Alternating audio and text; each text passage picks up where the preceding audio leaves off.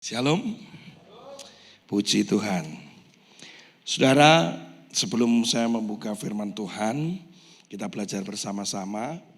Hari ini saya benar-benar ada satu kesaksian yang buat saya tidak pernah menyangka ya.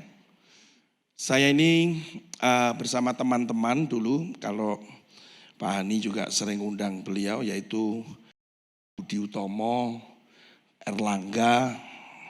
Ya, sama-sama kami membangun program radio namanya Today Family, to develop amazing young family.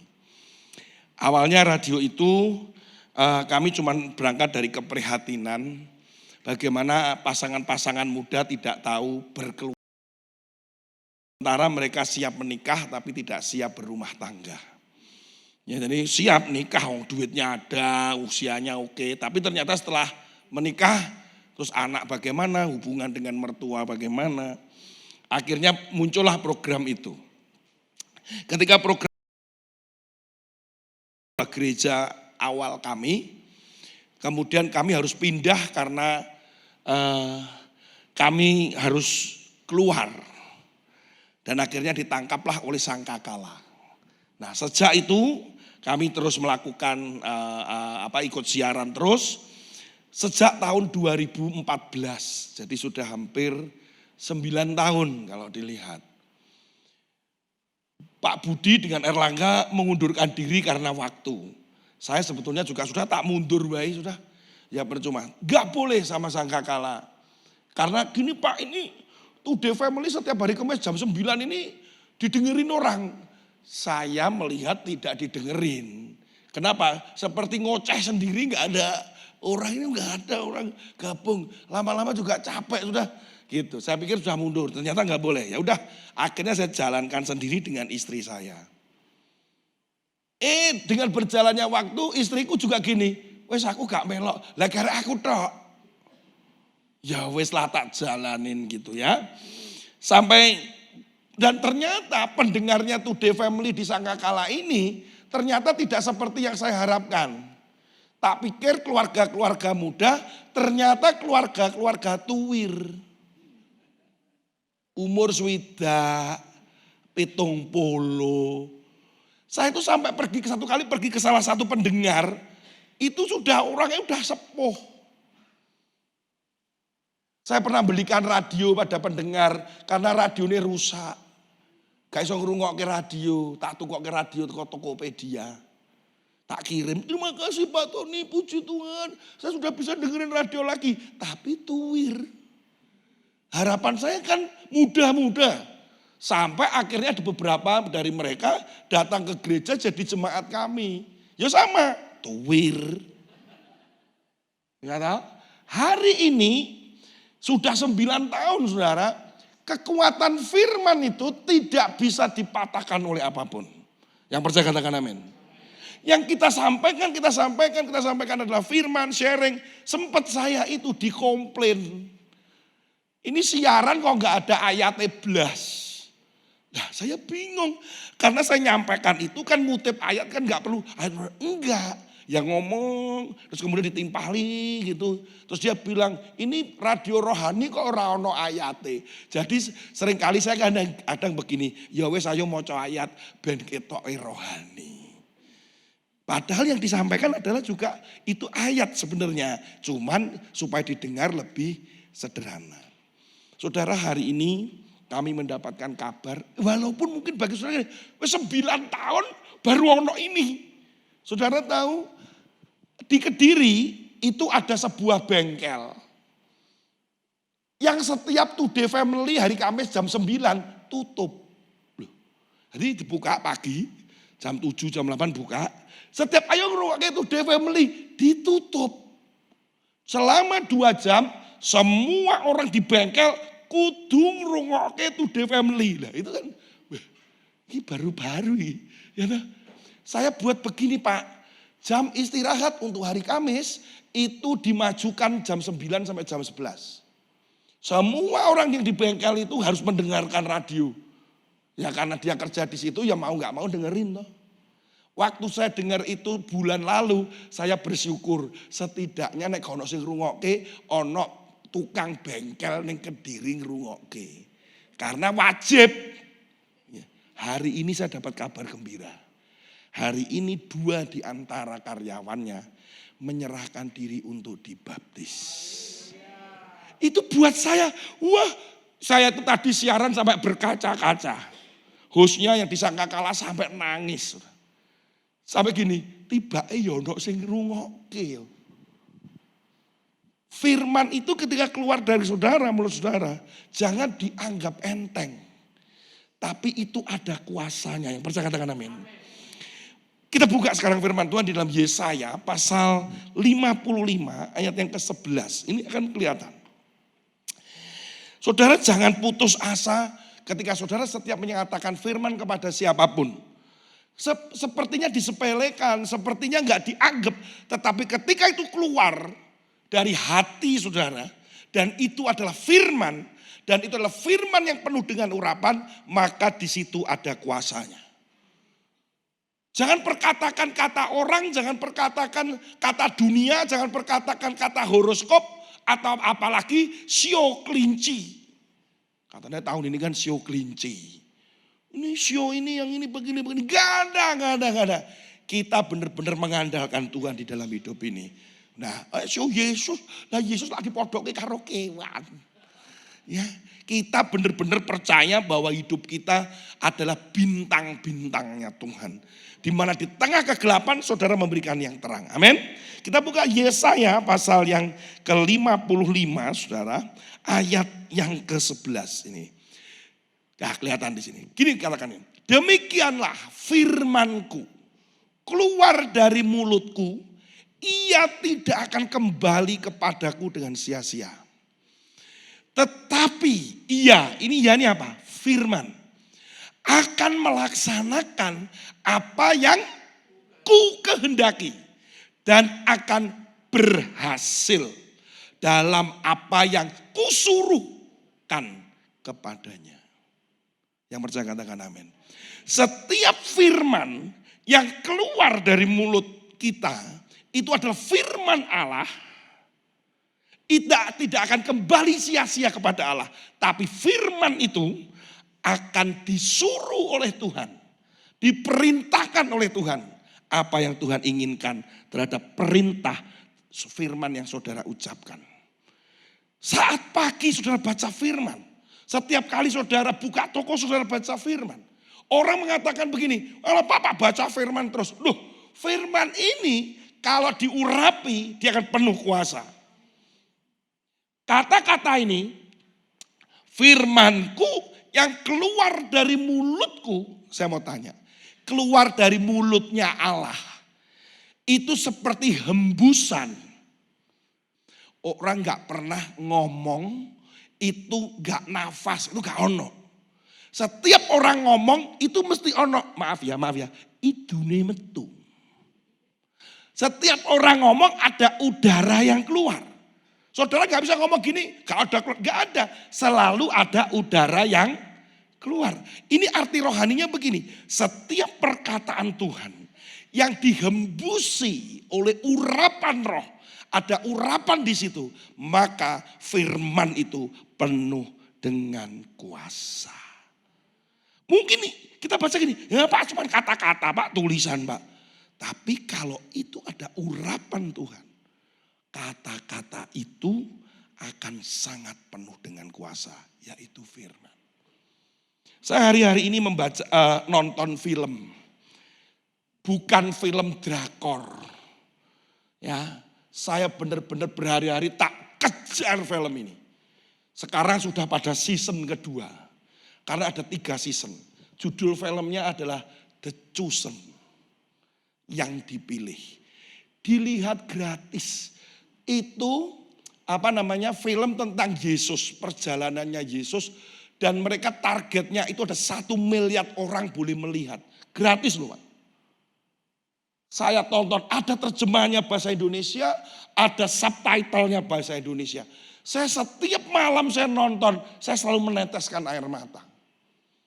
Karena saya melihat bahwa, Pada saat itu tuh bagaimana pergumulannya Yesus, murid-muridnya Yesus, perilaku-perilaku orang Yahudi, orang-orang di Israel saat itu seperti apa. Digambarkan secara otentik. Bagaimana Maria Magdalena ketemu sama Yesus. Bagaimana Petrus itu ternyata digambarkan itu memang bekitik. Itu si Petrus itu bekitik memang. Tahu bekitik ya. Kemelinti. Itu memang itu dari digambarkan, oh ya pantas gua ya, petindas gitu. Tapi Yesus ya sayang. Saya lihat gambarannya Matius, kemudian saya diskusikan dengan teman saya yang mempelajari Alkitab juga. Matius itu orang yang seperti sakit itu loh. Seperti obsesif kompulsif, begini-begini dia suka membersihkan. Terus kemudian, tapi dia pinter secara angka. Catatannya pinter.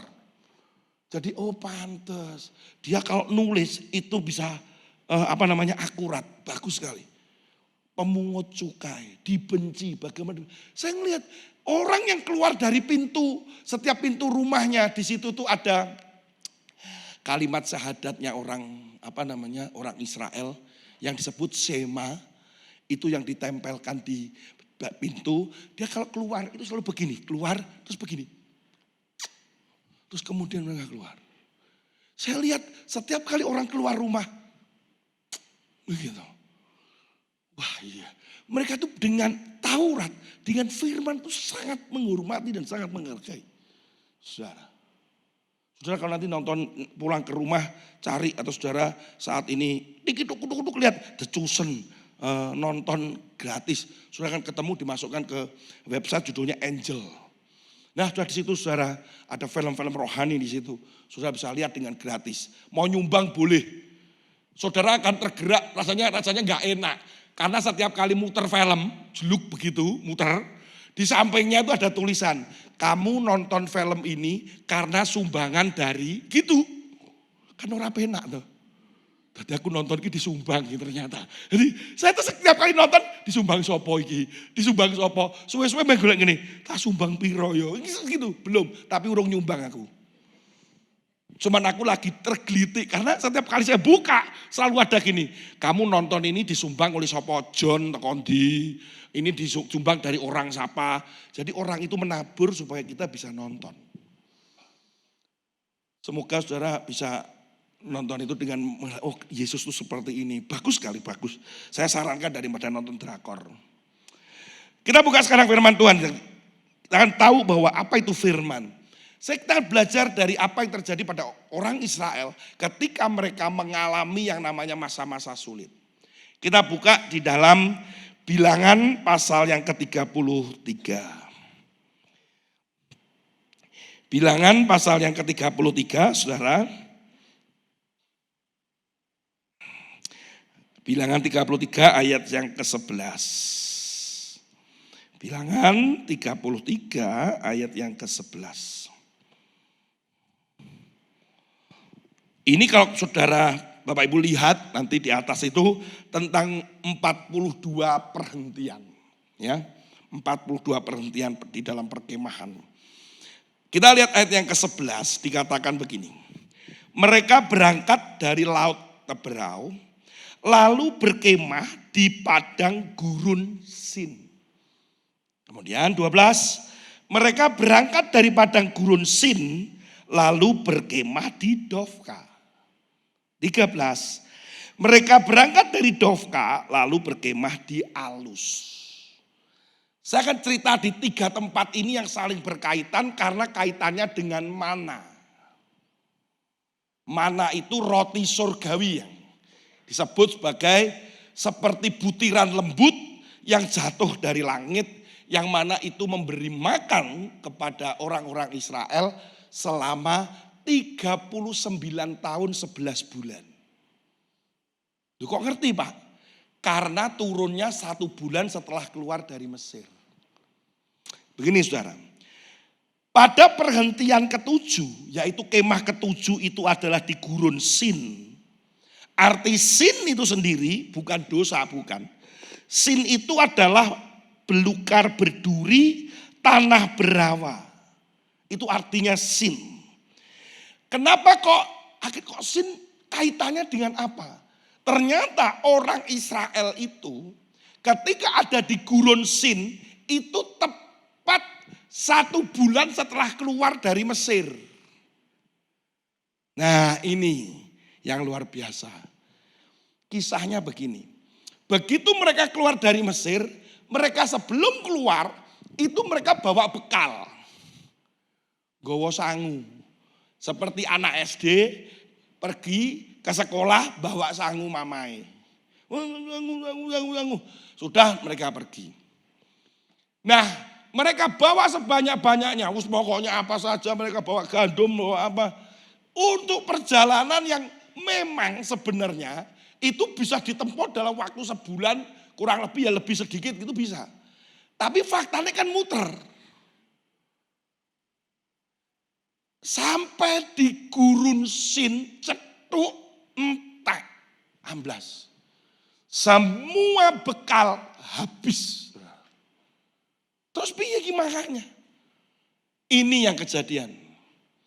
Saudara, saat kejadian itu semua orang bersungut-sungut. Marah, bersungut-sungut.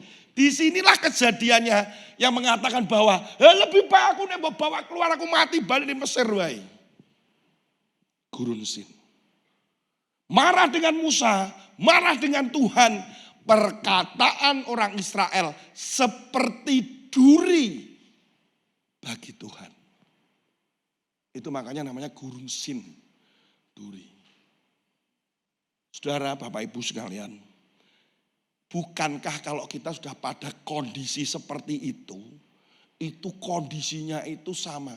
Ketika kepepet, ketika kekurangan, ketika tidak berdaya, ketika kita sudah gak bisa apa-apa. Terus akhirnya apa yang terjadi? Ngamuk. Tuhan di mana kamu? Apa cuma kita, aku jadi Kristen sudah berapa tahun? Ikut doa malam ini sudah bertahun-tahun. Bukan hanya doa malam, doa pagi. Gak hanya doa pagi, doa puasa. Tapi ketika kita kondisinya kecepet dan sepertinya Tuhan itu diem saja. Seringkali kata-kata kita seperti duri. Walaupun tidak terucap di hati kita ini bisa muncul. Kok begini, kok begitu, begini. Saya kemarin ketemu dengan seorang hamba Tuhan. Ayahnya dia adalah hamba Tuhan. Dia ini anaknya datang ke gereja kami. Kami ada ulang tahun perayaan tertentu, dia datang, ya bulan inilah, bulan Januari. Dia datang, kemudian temannya bilang, Pak Tony, tolong teman saya ini didoakan Pak. Podo pendeta nih loh Gi. Oh ya, duduk bareng. Terus dia cerita bahwa dia anaknya pendeta. Dia terlilit hutang kartu kredit, ratusan juta. Saudara, ketika ditelusuri saya sambil tanya dulu, sambil ngobrol. Dia itu pengen kerja, pengen usaha.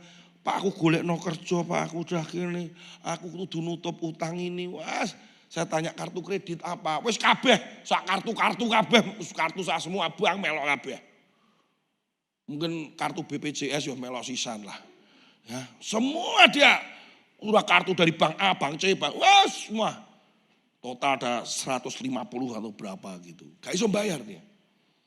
Terus kemudian saya bilang gini, orang yang benar-benar mengandalkan Tuhan dan hidupnya itu gak mungkin nih kayak gini. Mesti enak sesuatu. Saudara percaya bahwa saudara hidup takut akan Tuhan, saudara melakukan kehendaknya, saudara takut akan Tuhan dan terus saudara bertumbuh. Saudara harus percaya bahwa Tuhan pasti memelihara saudara. Amin. Saudara tidak perlu khawatir. Mesti ada apa-apa. Bukan kita menuduh. Bukan loh. Mesti ada maksud Tuhan gitu.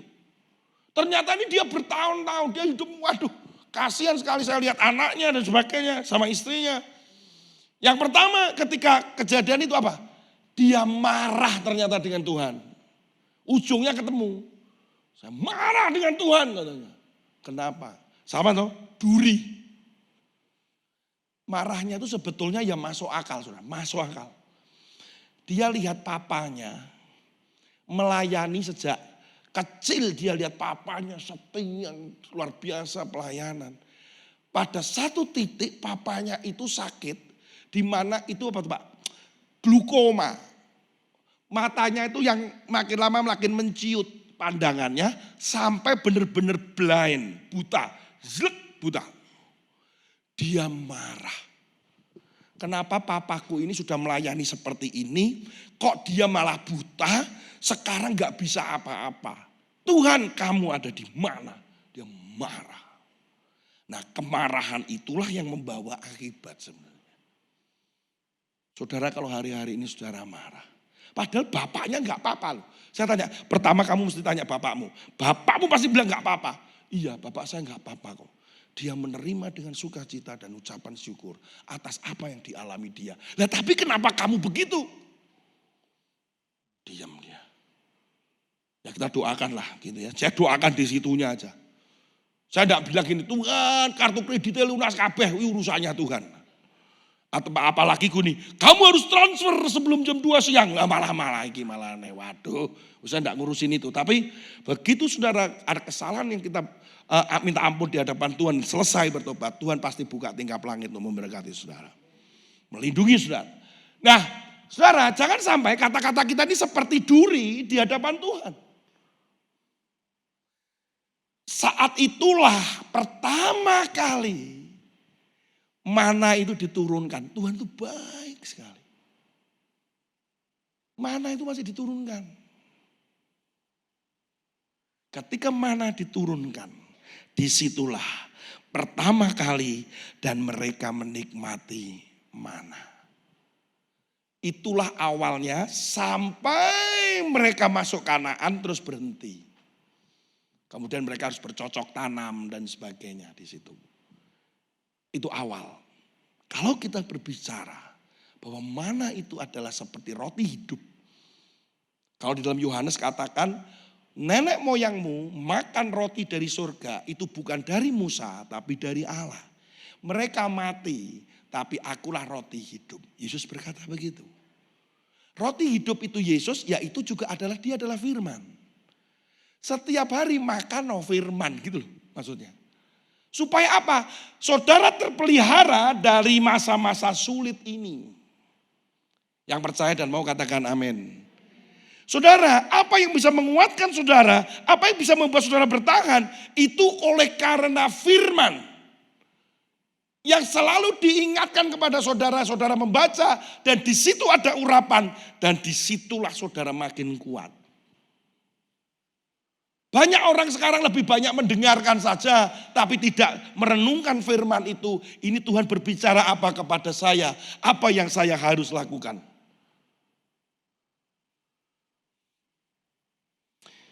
Itu adalah mana yang pertama. Satu keluarga, setiap orang itu cuma boleh mengambil satu gomer. Satu gomer itu berapa Pak? 2,34 liter. 2,34 liter. Dan saudara, ini saya juga baru tahu ketika saya selidikin. Ternyata dulu waktu mana itu turun pertama kali, ketika nanti dikumpulkan pasti diayak dululah gitu ya karena dia jatuh di situ, itu bisa langsung dimakan. Bisa langsung dimakan. Orang enggak lebih enggak kurang satu gomer pokoknya. Kalau keluargamu 4 orang ya 4 gomer. Gak boleh lebih, gak boleh kurang. Pada zaman saat itu sebelum masuk ke alus, itu turun makan. Tuhan itu baik. Wes koyok gini, wes garek mangap tok. Ngak kok celup gitu. Tapi ingat, ada waktunya. Ketika perjalanan mereka sampai di alus, beda. Mereka harus ngambil, mereka harus mengadonan, kemudian mereka akan membakarnya, baru dimakan. Wah ini arti rohaninya keren banget. Kadang kita waktu pertama kali percaya Yesus, kita buka firman, ngerti, gampang. Tapi makin lama makanannya makin keras. Firmannya makin lama makin dalam. Bukan hanya sekedar membaca, ternyata juga harus dilakukan. Kita lihat ya, firmannya gimana. Kita lihat Keluaran pasal 16 dulu. Keluaran pasal yang ke-16 ayat yang ke-23. Ya, ini adalah ketika ada di Alus. Lalu berkatalah Musa kepada mereka, inilah yang dimaksudkan Tuhan. Besok adalah hari perhentian penuh, Sabat yang kudus bagi Tuhan.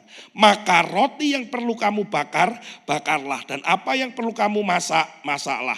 Dan segala kelebihannya biarkanlah di tempat untuk disimpan sampai pagi. Nah, ini mulai. Karena besoknya Sabat, hari Jumat ngambil yang mau dibakar-bakar, yang mau dimasak silakan memasak. Apa yang harus dilakukan itu? Yaitu Bilangan pasal 11. Karena ini sinkron di situ. Bilangan pasal 11 ayat yang ke-8. Nah, ini adalah kasusnya di Alus. Bangsa itu berlari kian kemari untuk memungutnya. Lalu, apa saudara? Menggilingnya dengan batu kilangan atau menumbuknya dengan lumpang. Mereka memasaknya dalam periuk dan membuatnya menjadi roti bundar. Rasanya seperti rasa panganan yang digoreng. Dan apabila embun turun di tempat perkemahan pada waktu malam, maka turunlah juga mana di situ. Apa yang dilakukan oleh bangsa Israel? Keluar memungut, kemudian apa yang dilakukan? Setelah memungut, menggiling atau kemudian menumbuk. Kemudian mereka memasaknya dan membuatnya. Kata membuat itu adalah artinya proses yang sudah jadi dan siap dimasak atau dibakar. Ternyata kata membuat itu proses menjadikan adonan. Kalau orang Israel itu membuat adonan pasti diberi minyak zaitun. Ini berbicara urapan lagi. Minyak. Kemudian dibakar. Kemudian dimasak. Baru dimakan. Ternyata firman yang kemudian kita bisa mengalami. Kemudian melakukan firman itu. Diambil. Kemudian digiling. Ada urapan di situ. Ketika masuk di dalam tubuh kita. Ada kekuatan yang baru. Oleh karena itu, inilah yang membuat orang Israel dia bertahan selama 39 tahun, 11 bulan menghadapi perang, menghadapi masa kesulitan, menghadapi kekeringan, menghadapi masa-masa berat. Mereka tetap bisa dipelihara oleh Tuhan, yaitu firman. Amin, saudara. Apa yang membuat saudara kuat? Firman. Makanya saudara jangan lepas dari firman. Itu yang menguatkan saudara. Amin. Saya bersama dengan istri saya mengalami masa berat. Hari Sabtu kemarin kami ada rapat. Salah satunya dengan para mentor kami. Kami dimarahin habis. Saya merasa waduh habis saya. Rapatnya saya bilang I love you Tony. Aku tuh mengasihi kamu, aku mengasihi pelayananmu. Tapi kamu begini. Wah, saya bilang wah kena saya dah. Saya lemes waktu itu. Istri saya juga gak bisa ngomong. Jadi Sabtu itu mestinya malam itu kita makan apa itu. Mau tahun baru senep saya. Sudah lesu. Sudah makan, sudah selesai. Minggu kami masih ada pelayanan. Terus siang kami masih pergi ke keluarga, sore kami masih ibadah. Anak-anak sekolah minggu dapat angpau dari Bapak Gembala, ya. Wah, seneng ya. Walaupun di sini coklat-coklatnya enggak apa-apa lah gitu ya, tapi kan seneng wah gitu. Malamnya saya enggak kuat. Waktu kami mau saat teduh bersama, aku sudah mau lepas, aku gak kuat saya. Udah saya gak kuat. Saudara tahu, tiba-tiba anak saya yang paling kecil, dia datang begini. Papi, mungkin ayat ini untuk papi dan mami. Aku sudah merenungkan ayat ini sejak awal bulan. Aku gak tahu, aku pikir ayat ini itu untuk, ya mungkin benar untuk aku. Tapi hari ini Tuhan sepertinya mendorong aku untuk memberitahukan. Dan aku pikir ini adalah ini. Lukas, saudara. Lukas pasal yang ke-21 ayat yang ke-19. Kalau kamu tetap bertahan, kamu akan memperoleh hidup. Itu saudara tahu, itu firman itu kayak ngantem gitu loh, jeleng. Tapi itu memberi kekuatan buat saya. Aku harus bertahan berarti. Istri saya gini, kita harus bertahan. Sudah kondisi apapun kita tetap fight. Saya ada konferensi nasional di Bali bulan depan, kurang sebulan. Pesertanya nggak ada 100. Duitnya belum ada. Dari mana? Panitia. Dari Bali ada beberapa panitia mundur. Saya mundur. Nah terus aku kayak undur no. Lagi kalau panitia plus. Saya ini bukan orang Bali. Saya bilang gini, udah acaranya pindah neng Surabaya ya. Koncoku mbek jaringannya oke wis. Mau kurang 2 minggu ya masih oke. Nah ini di Bali. Panitia yang harus berangkat ke Bali dari Surabaya. Peserta yang dari Semarang yang harus berangkat ke Surabaya. Saudara, mau mengandalkan siapa? Tuhan bilang, kalau kamu gak kepepet kayak gini, kamu gak mengandalkan Tuhan betul. Itu menghujam saya. Orang tuh kalau gak kejadian kepepet kayak orang Israel sampai kentekan AM-nya, gak bengok, lagi eling Tuhan loh. Walaupun dia dengan kata-kata yang bersungut-sungut seperti duri bagi Tuhan. Oh ya dipepet, gak ngandalin Tuhan, ngandalin Tokopedia sampai Shopee Pay. Atau apa tuh yang late apa itu, apa itu? Yang bisa 500.000 apa, terus diuber, ditelepon mati semua saudara. Karena mengandalkan Tuhan. Saya harus belajar itu. Begitu kejadian ini, saya mau mengandalkan Tuhan saya. Waduh Tuhan aku harus bertahan. Baru hari Senin, deng. Ada donatur bilang, saya sediakan sekian, 100 juta, saya sediakan sekian, 50 juta. Saya, oh ke awal-awal lu ngomong. Ya itu dibuat ketir-ketir gitu. Aduh Tuhan tolong. Masa-masa belum selesai. Tadi siang saya lagi ngomong sama istri saya. Masuk WA. Tolong kamu isi formulir ini. Ngisi apa lagi? Akan ada perpuluhan dari lembaga ini sebanyak sekian puluh juta. Akan ditransfer ke tempatmu. Lagi ini.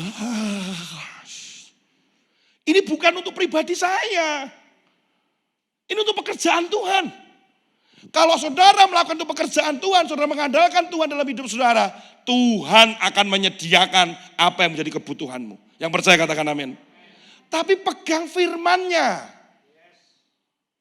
Itu akan menjadi kekuatan di dalam hidup saudara. Ketika saudara berani melakukan firman seperti orang Israel. Kemudian mereka memunguti, menumbuk, kemudian mengadonani itu. Artinya firman itu penuh dengan urapan. Saudara mengandalkan Roh Kudus untuk menjelaskan firman dengan urapan itu. Ketika saudara melakukan itu dengan urapan Tuhan. Maka saudara punya pengalaman di situ. Ada kekuatan yang baru. Ada kuasa. Apapun itu jangan anggap sepele. Kata-kata cuman Ya Tuhan Yesus mengasihi kamu ya. Jangan kamu anggap sepele bahwa firman yang keluar dari mulutmu dengan urapan itu, maka firman akan mengerjakan apa yang Tuhan kehendaki supaya orang itu terjadi sesuatu. Amin saudara. Kepada adikmu, kepada anakmu, kepada suamimu, kepada istrimu, kepada siapapun ketika engkau membicarakan firman ini. Amin. Jangan lepas engkau untuk tidak membaca firman. Ucapkan. Saya senang Pak Hani, kadang setelah saya khotbah, katakan firman kalau hari Minggu. Ayo kita baca sama-sama. Kita baca sama-sama. Perkatakan firman. Itu bukan hanya kebiasaan. Oh kebiasaan ini Pak Hani ngomong. Enggak. Supaya saudara itu ingat firman itu. Saudara masukkan di dalam hati saudara. Dengan urapan itu. Apa yang membuat saudara kuat? Firman itu yang menguatkan saudara. Mana itu? Roti hidup itu. Yesus itu sendiri yang akan berbicara dan memelihara kehidupan saudara. Di tengah kondisi yang saat ini tidak memungkinkan. Masa sulit, yang dikatakan gelap, yang dikatakan resesi. Pegang firman. Orang yang ada dan pegang firman dan ketetapannya, orang itu berada di atas kerajaan yang tidak tergoncangkan. Amin saudara. Orang yang merenungkan firman Tuhan setiap hari, dikatakan hidupnya beruntung.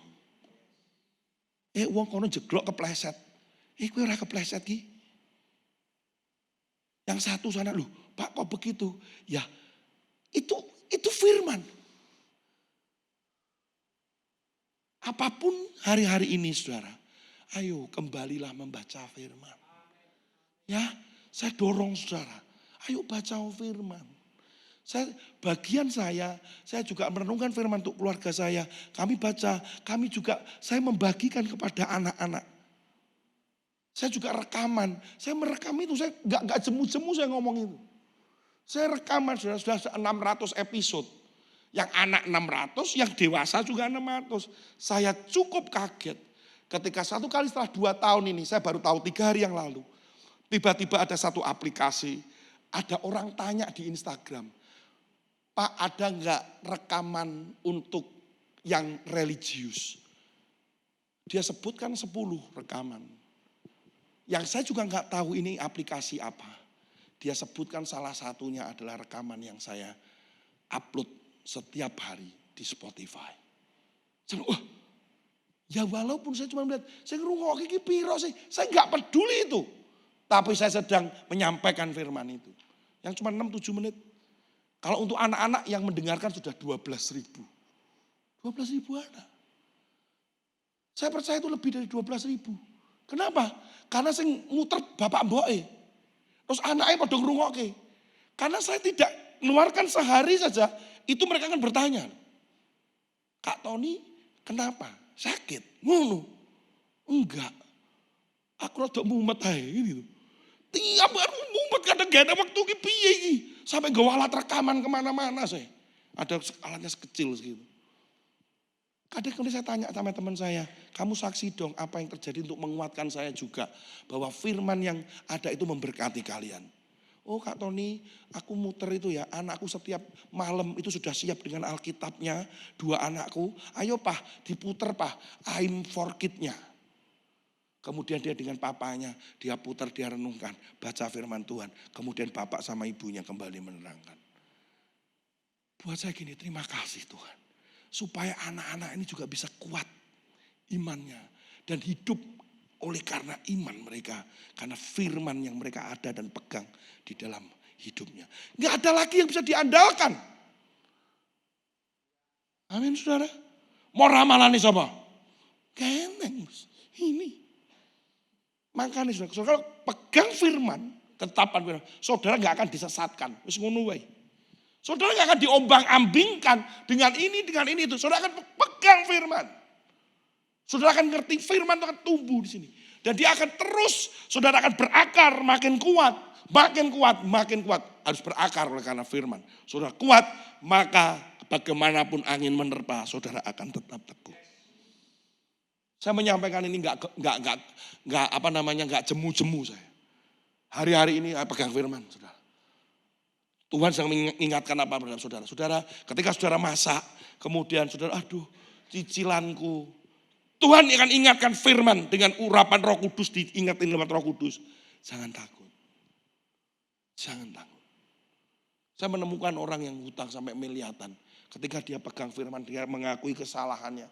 Itu hanya dalam gak ada 1 tahun, itu bisa tertutup dengan cara Tuhan yang ajaib.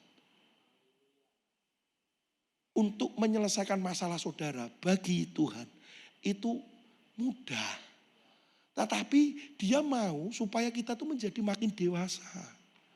Semuanya serba instan sekarang. Saudara tahu sekali instan. Tapi Tuhan tuh menyukai proses supaya saudara dewasa. Melakukan firman. Saudara. Waduh saudara, kan senenganmu saya mujizat langsung maceng cerang gitu kan. Siapa sakit, jeglek, melaku, seneng no. Siapa sih gak seneng Pak? Mata buta, ngelek, wah seneng.